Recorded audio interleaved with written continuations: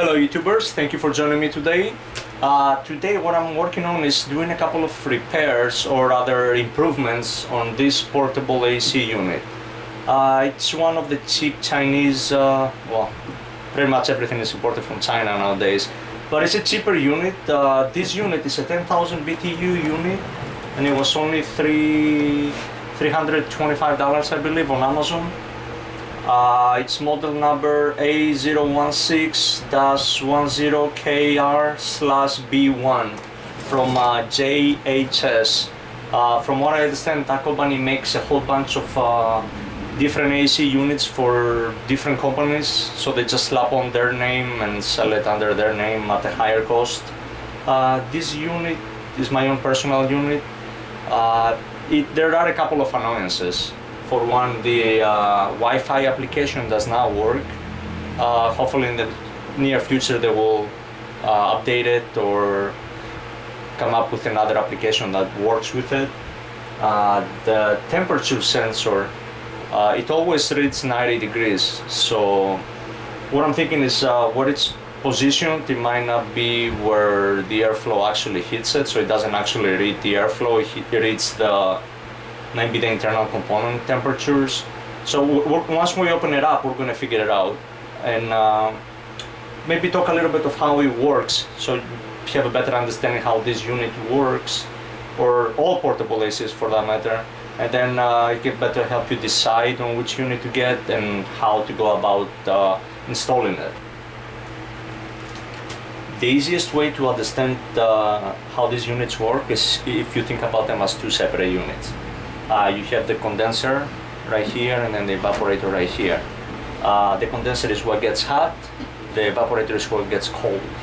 Now, this top portion where the evaporator is located, it sucks the air from the room, it blows it past the evaporator, the cold side, and then it blows it out the front with the vents. That's how you get your cold air. Now the hot side is pulls air through here, through the condenser, and then it blows it out through this fan to the outside of your window or room, whatever. This is where they trick you a little bit with the BTU rating.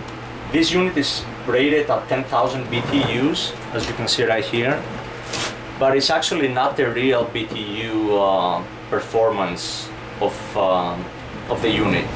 The reason being, in order to cool the condenser, this unit actually sucks air from inside the room past the condenser and then blows it out the hose to the outside. So the air that it sucks in and blows it to the outside, it needs to be exchanged with warm air from the outside, which is why some of these units will actually have two hoses. Those units are better because they suck air from the outside past the condenser and then they blow it back on the outside, so they don't use any of the air that's currently inside the room. So I'm not sure how the BTU rating works on those units, but I'm sure they perform better than this unit right here. Okay, so this unit has been operating for about 2 weeks. And as you can see, the filters, it has two filters, one for the condenser, one for the evaporator.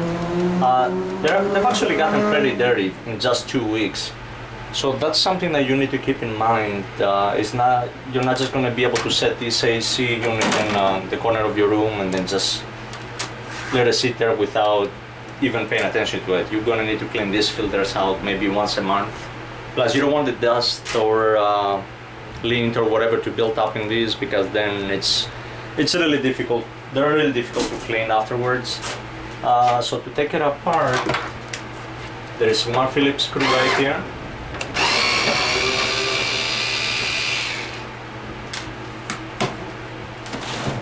Then you pull the top cover off where the controls are. There's actually two screws here, one on each side.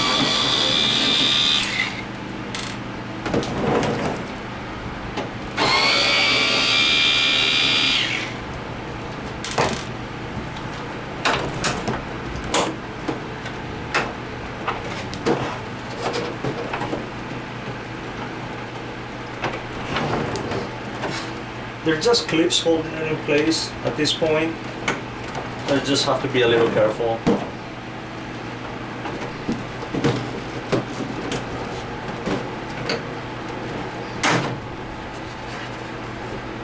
Okay, the controls are right here on the top, touch buttons, two cables going to it, the sensor for the remote, and I guess everything, the connector that goes from the controls to the motherboard or whatever, the controller. Two little tabs, just push them and then slice apart.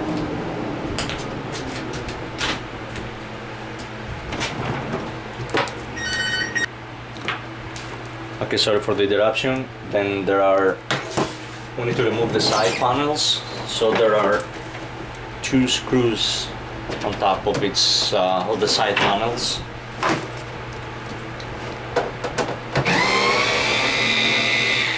So far all the screws have been the same exact size, so it doesn't really matter where, you don't need to keep track of them. But it is a good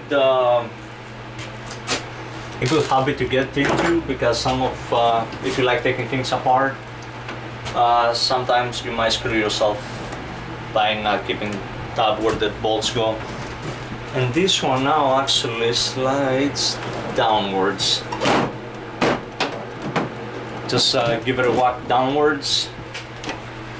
It has these little tabs here.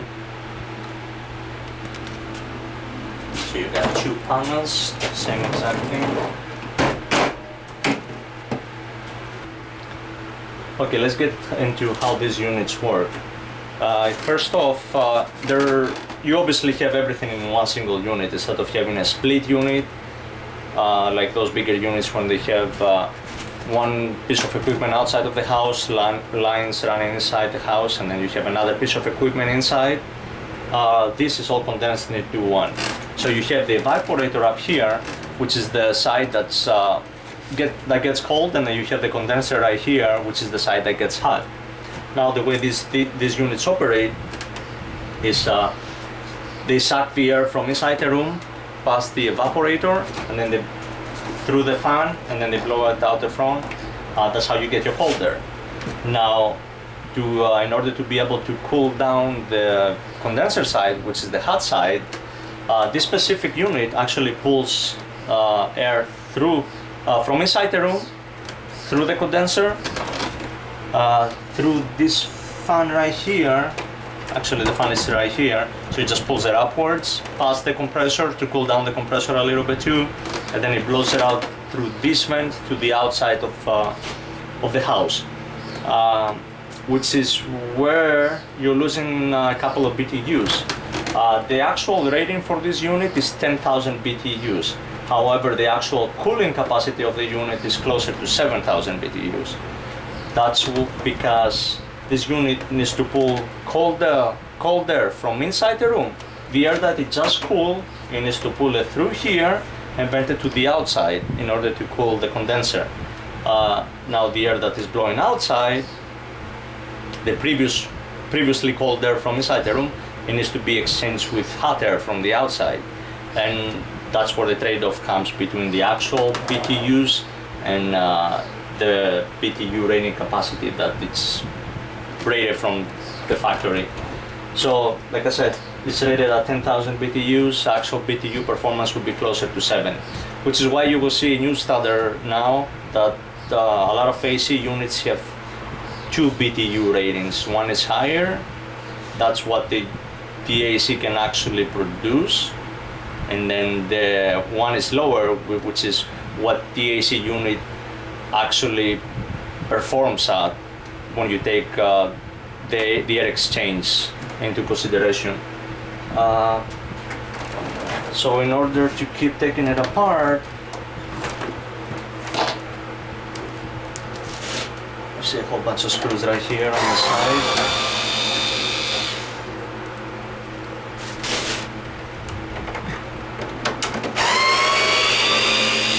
So one of the annoyances of this unit is the temperature sensor always reads 90 degrees.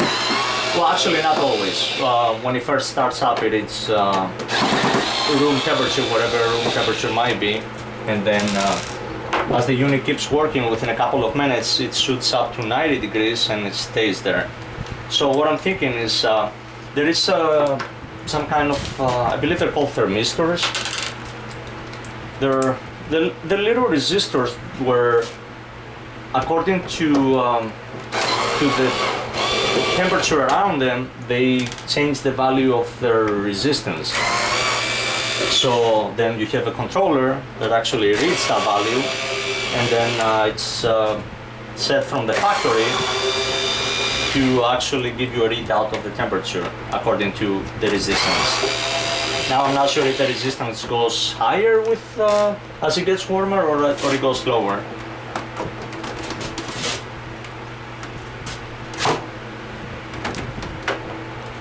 Oh, there's another bolt right here.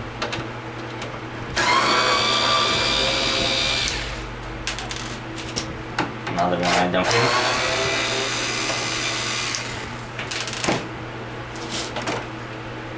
Okay, there's that.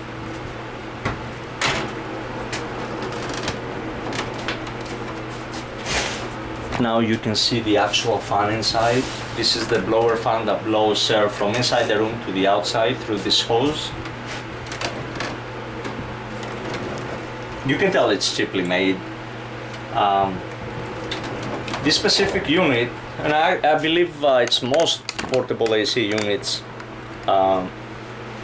it has two drain hoses. You can what you can do is, if you plug the evaporator, all the condensation that it creates, it drips down through this side, through this pipe right here, into this spacing right here. Now the condenser is the side that gets hot. Now there is a little fan in here with a little impeller type of deal right between the condenser coils, and what it does, it just steers, it just slams on the water and it sprays it all over the condenser. That helps it evaporate, and then it blows the evaporation right out the exhaust hose. So if your AC is producing way too much condensation, this little motor might not be working. However, that's mine is working, and it still produces a lot of water. So I just had to drill a hole in the wall and just run the pipe to the outside. It's a little half-inch diameter, maybe 3/4 inch diameter of clear tubing that came with the AC unit.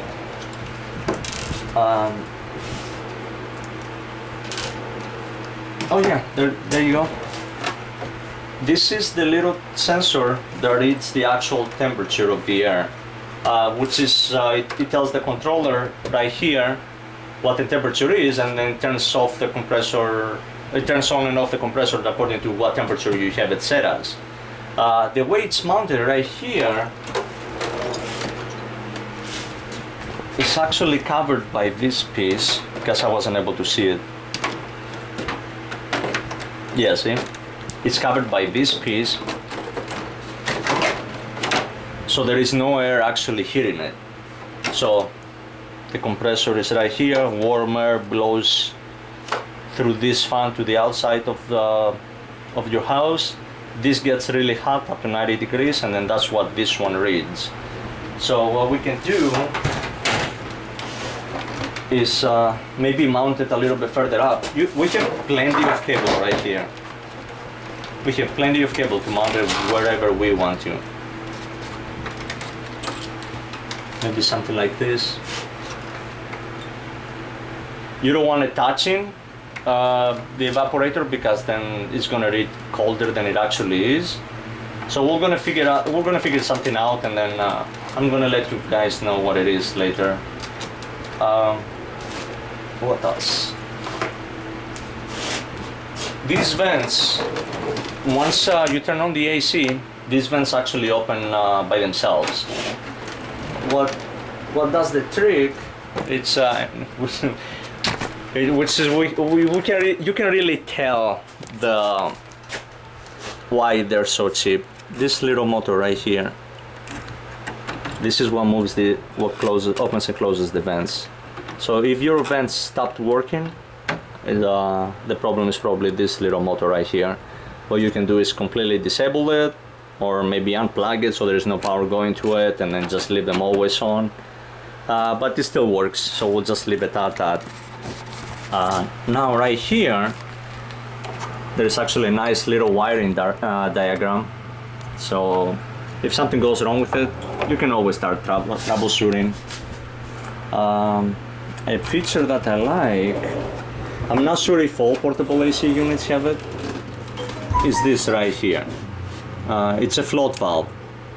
If the water that the condensation from the evaporator, it drips down, it fills up this basin right here, then the float valve floats up when it gets fuller, and then I don't know if it just gives you a warning that this is full, or it actually stops the compressor from working. I'm assuming it actually stops the compressor from working, but I haven't tested it, so it doesn't matter right now. Yeah, so you see there is nothing to it. Now we're going to keep taking it further apart. Let's go in here, let's see what's in here.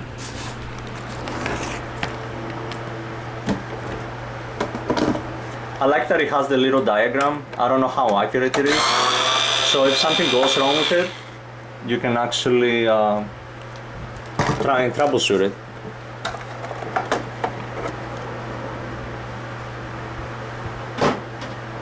Okay, nice beefy capacitor for the compressor. Okay, so we have, they're actually marked.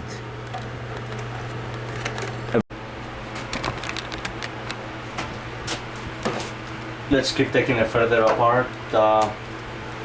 What we have right here is 2 screws on this side.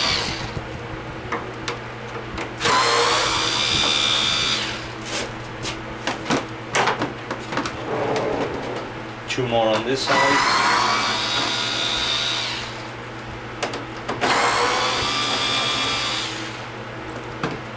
Same thing, they're same size as every other screw. Unplug this little motor right here. So there's the unit, completely taken apart. You can tell why it's so cheap. They've taken a lot of shortcuts, but for me, I don't care. I look forward to a challenge. When something breaks, I try to fix it, try to see how it works, figure it out, maybe make some improvements on it. Couple of the complaints that these units have was, well, the most major one was the thermistor right here, the temperature sensor. It was mounted all the way down here, so no circulating air hits it, so it doesn't actually take the air temperature. It just reads the temperature of the warm case right here, because this blower fan blows hot air to the outside of your room. The Wi-Fi card not working. Actually, it's not even the Wi-Fi card that's not working. The Wi-Fi card is located right there, connected with a USB cable down here, right down here. It's not that the Wi-Fi card doesn't work. The application for it does not work. So there's no way to connect it to your home Wi-Fi. Now, what you can do, I'm thinking, is maybe purchase another Wi-Fi card from maybe another portable AC unit or any type of unit, and then try to use that with a different application. For me, it doesn't really matter. We can set it on a timer. It has the built-in timer feature. Then another major complaint these units have is vibration noise. And the noise does not come from the compressor. Well, the compressor is what generates the vibrations, but the actual noise, as you notice right here, where the side panels attach, they rub up against these plastics. Right here, down here, and I believe the front panel actually wraps right up against there, right here, right there, and right here. What you can do is use some foam tape, you know, those little tapes that are 1/4 of an inch thick or whatever. Just put a couple of strips on those areas, and then that's going to create a soft surface for the covers to mount against, so that will stop vibrating, the noise, the vibration noise. Okay, I was starting to put it back together, and then I noticed this is the vent where the hot air blows to the outside of the house. This panel right here, there is actually about 1/4 of an inch spacing all around this this mounting right here. So what I'm going to do is add some of this tape. This is the tape I was talking about. It's a foam backing tape. It's actually, yep, it's single-sided. It only sticks to one side, and I believe they're used for window insulation. The Home Depot sells them. A big roll like this, which is not a lot because the tape is thick, goes for about $10, I believe. So it's definitely worth to have it. And then just simple, just like that.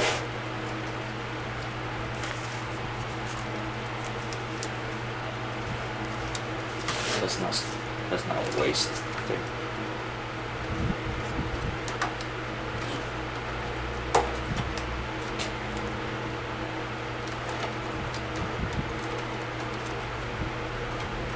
That's going to keep some of the hot air from making it back into the room. You don't need to be too fancy, you're not even going to be able to see it. And same thing, just add a couple of pieces too, just around the areas where the covers were rubbing against. One here.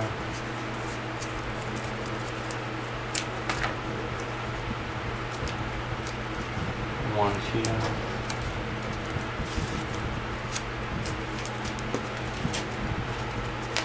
A little at the bottom right here. It might give us a little hard time putting the covers on because it is a pretty thick tape. So let's see how that works.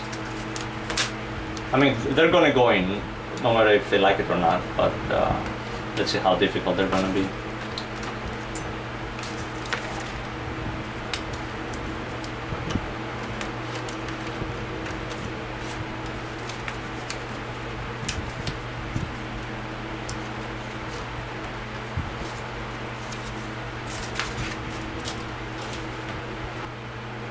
Sorry, I had to pause you. The train went by. There is a train going by about 30 feet in that direction, 30 feet away, and it gets to be very loud in here. Mounted to the other side. It didn't give me any trouble.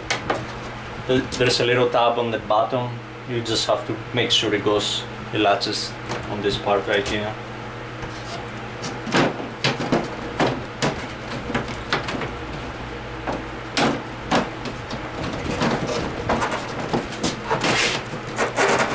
And then while you're pushing towards the unit, just kind of slide it upwards with your thumbs.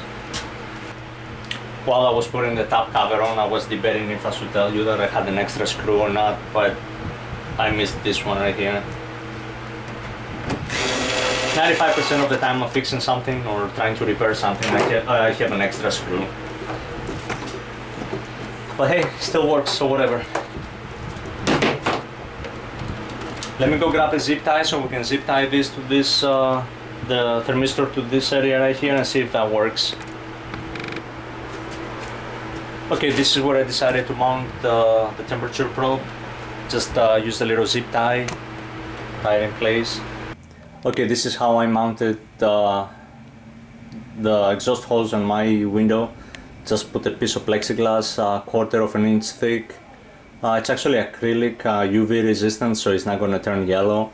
I'm planning on using it for at least a few years. The exhaust hose mounts right here. I'll go on the outside and I'll show you an outside view as well. A little tip is the way this is mounted, rain can actually get into it if it's blowing, if it's very windy or whatever. So what I did, I added a little bit of silicone right here, as you can see, just to create a barrier. It did rain a couple of days ago and there was a little water built up right there, so that stopped the water from coming through. Because as you can actually, I don't know if you can actually tell, it's angled inwards, downwards as it goes in, so that way any type of water right there will just come inside the house. Okay, this is the outside view. This vent, like I said, 1/4 inch of plexiglass.